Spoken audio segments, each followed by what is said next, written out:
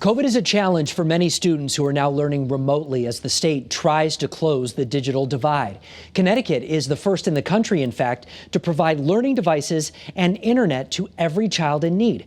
Chief Capitol reporter Susan Raff is live right now at Hartford Public High School with more details on this. Hi there, Susan. Hi, Mark. As you know, COVID has changed so many things in our classrooms, and here in Hartford, there is no exception. More and more students here are working remotely, and in order to do that, they need access to computers and the internet, and now every student at a public school in Connecticut will have that. COVID doesn't stop for the seasons, and education can't stop due to COVID.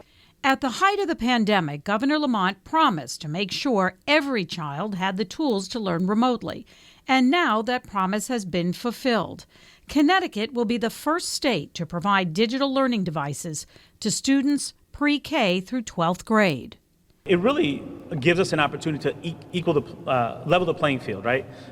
To say that all students now in Connecticut have an opportunity to access blended learning in a way that only some students did before the pandemic. Governor Lamont and the state's education commissioner made the announcement at Manchester High School. $70 million in public funding and private donations have been used to purchase and distribute nearly 150,000 laptops and more than 40,000 home internet connections. But this may only be part of what's needed for success. That's just like a third of the battle. Millie Arseniegas is the director of Hartford Parent University, a parent-led group to help families get the most out of education.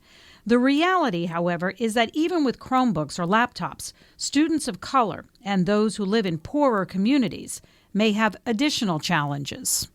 What I'm hearing the most from parents is the technology side of it. So, they don't know if they're doing things correctly or if their children are logging on correctly or what they're seeing is the actual homework.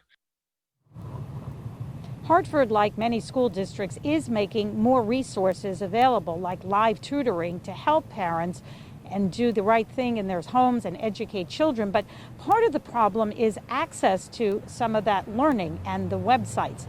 Coming up on Eyewitness News at 6, one parent shares her story about the struggle to educate her kids and make sure they don't fall behind. We're live in Hartford. Susan Raff, Channel 3 Eyewitness News.